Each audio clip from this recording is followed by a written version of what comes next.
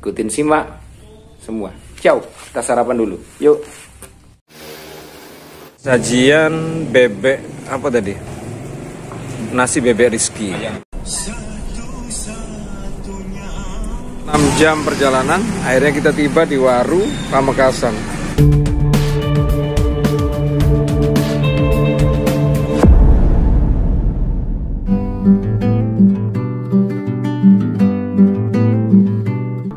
Oke, kita sekarang ada di belakang dari toko mebel.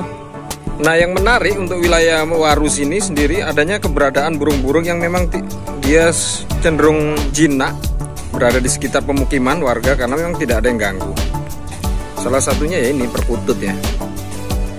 Perkutut gampang sekali ditemukan di sini. Nah, ini jarak kita hanya sekitar 7 meteran. Oh iya, jambul ya.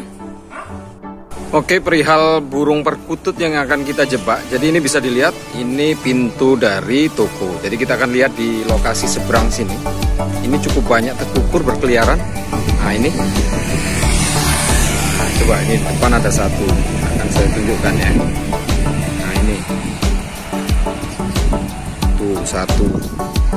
Mana lagi? Nah, ini ada 2 ekor. 2.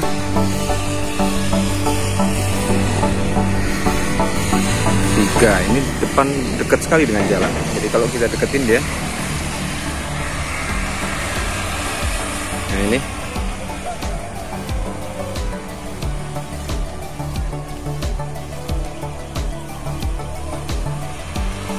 Perkutut.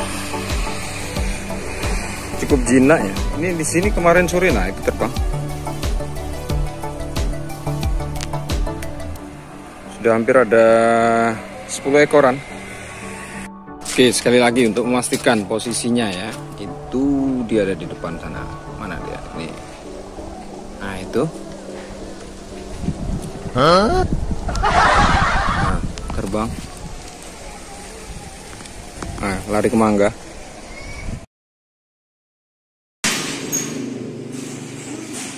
Jadwal tutup.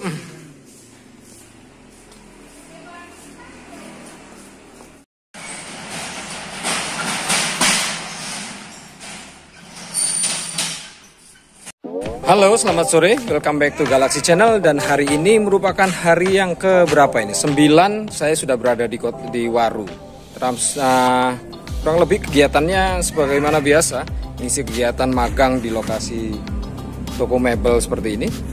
Tapi di samping itu juga ada kesempatan jalan-jalan sambil memuat liputan tentang lokal geografiknya seperti apa, ciri khas yang menjadi keunikan tersendiri suatu wilayah. Nah, karena kebetulan kita di toko ini ada satu kesempatan ketika kita jalan-jalan, kita mendapati ternyata untuk kelompok avesnya yang cukup bisa beradaptasi dengan lingkungan rumah, ternyata itu ada lebih banyak burung yang dominan itu perkutut. Nah, semenjak itu pula, jadi dalam mengisi kegiatan pengetahuan samping melalui media YouTube, saya lebih banyak mempelajari tentang burung-burung katuranggan tipe perkutut tadi. Nah, ternyata di lokasi belakang halaman dari mebel ini ternyata dalam beberapa kurun terakhir, setiap kita uji coba membunyikan sesuatu, kita melihat ada beberapa burung yang datang ke sini. Termasuk di lokasi yang ini, di dekat kandang kambing di sini ada pohon apokat. Nah, itu ternyata kalau menjelang sore dia ngumpul ke sini. Termasuk ada yang terbang di atas-atas.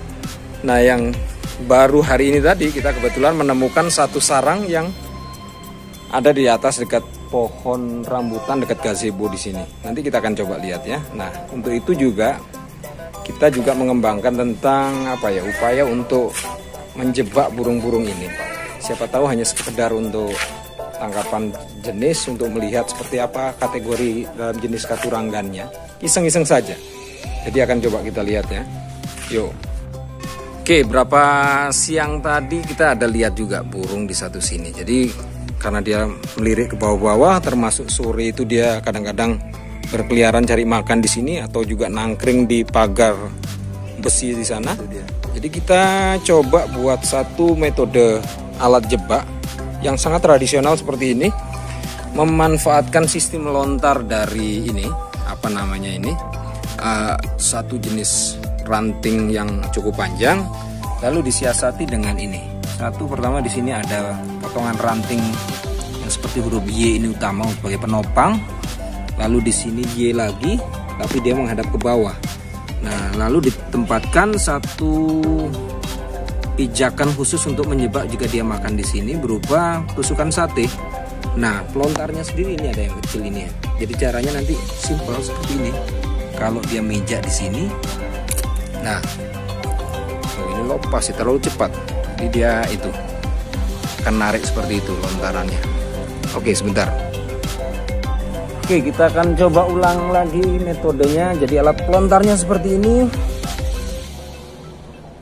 Ditempatkan ke sini, disangkutkan di bagian pendeknya di bagian sini. Lalu cukup di, nah, ini tadi tidak bekerja ya menangkap. Jadi kita akan coba ulang lagi. Jika seandainya si burung masuk di sini, dan ini sudah kita sediakan cukup beras. Coba lihat ya. Jadi kalau dia begini menginjak di sini, yuk, nah, tidak terlontar.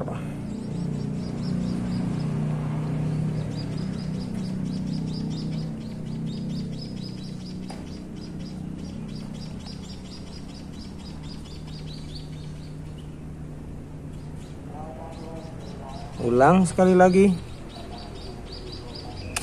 Nah, jadi kurang lebih dia akan terikat seperti ini. Mekanismenya cukup sederhana. Tapi saya khawatirnya tarikannya nanti terlalu kuat. Sementara si burung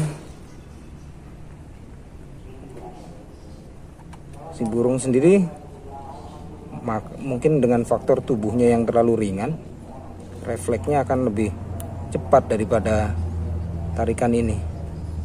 Tergantung sih, namanya juga kita uji coba ya. Nah, jadi seperti ini kita pasang lagi.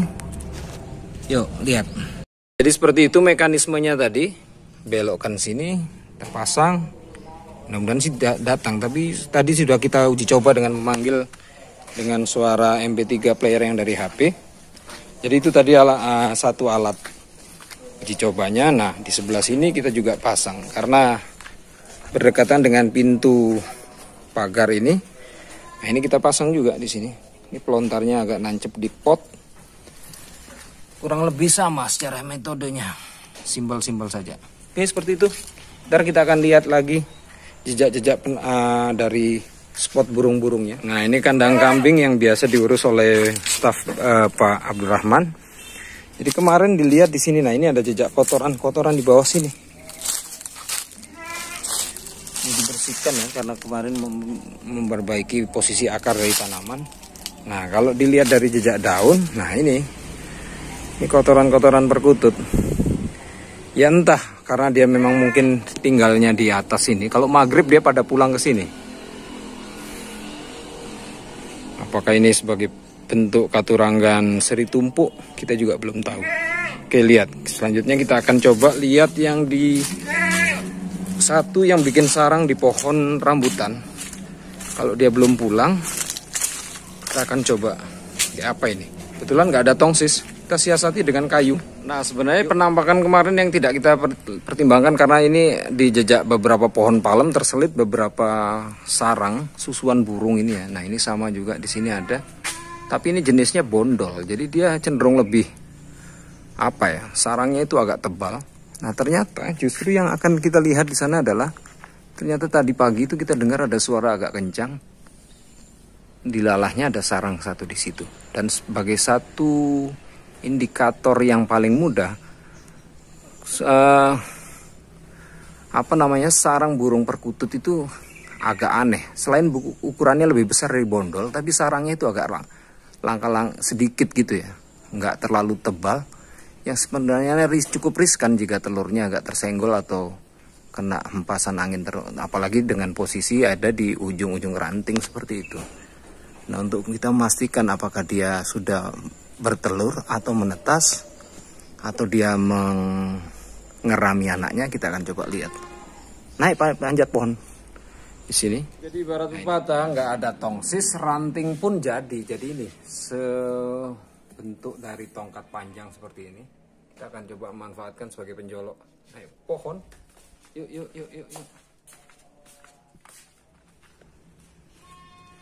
Aduh.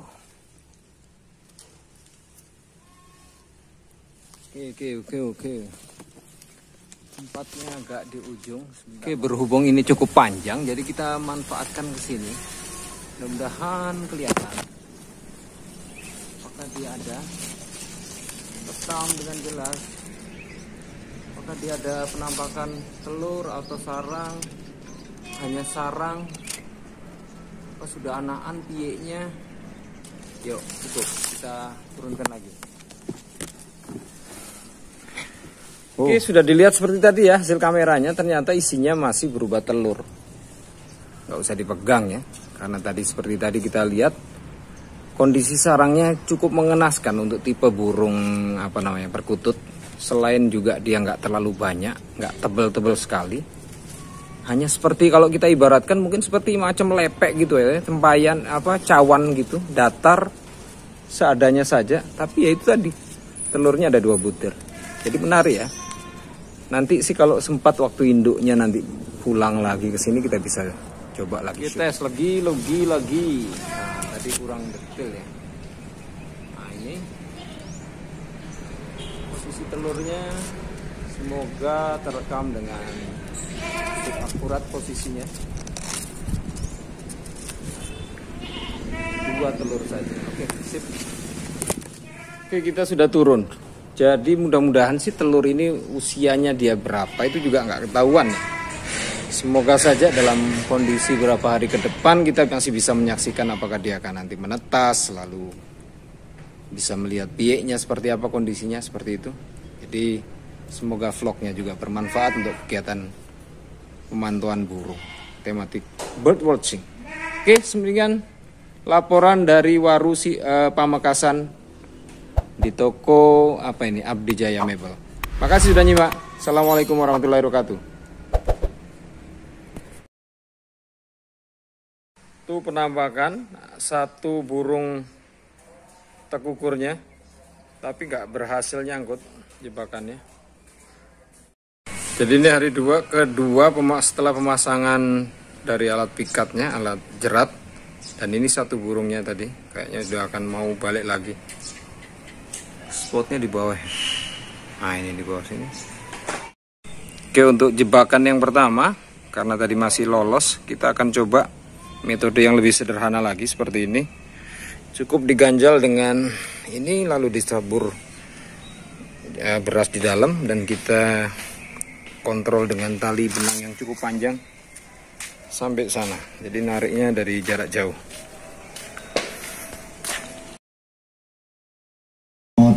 Yuk kita coba meliput burung.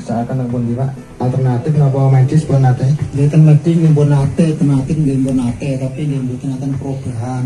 Terus niki kula ngiring den radio niki pandane niki kirane saking radio ya Pak, radio pun iki radio Mega tempatkan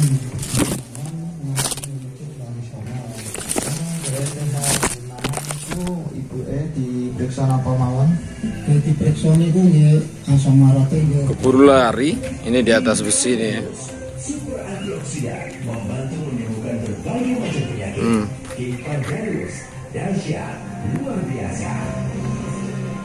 Ini si kututnya yang punya telur, keburu lari nggak bisa disotik.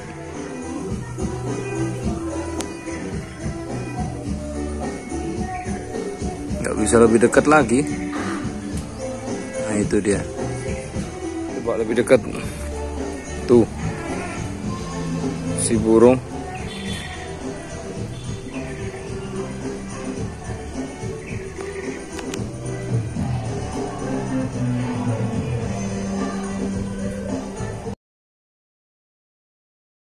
Oke, untuk keterangan jebakan, jadi ini sudah pasca 3 hari. Jadi baru berhasil ini, cuman memang kita nggak lihat ya kapan dia kejadiannya. Yang jelas ini yang terjebak bulunya, bulu burung perkututnya. Itu pun setelah sarangnya agak kita buat seperti ini dengan metode gumpalan taburan berasnya agak ke dalam sana. Jadi diupayakan di sini agak dibuatkan semacam lorong, jadi dia akan berjalan ke sana dan menyenggol kayunya ini. Baru berhasil melontarkan. Itu pun tapi belum berhasil. Kita coba lagi. Oke, satu kejutan, ternyata ini ada penampakan jeratnya sudah lepas. Ternyata biangnya ini, kalau tadi itu bulu apa namanya, burung perkutut. Nah, sekarang kita mendapati seekor. Ini biangnya yang rusak, Bu, seanunya ini. Sian gerejanya. Kita lepas ya. Sebentar. Oke teman-teman, jadi ini tangkapannya. Aduh. Jadi kita lepas dulu. Kasihan ini. Berhasil, tapi burung kecil. Nah ini kita sudah lepaskan dia. Nah, lepas dia.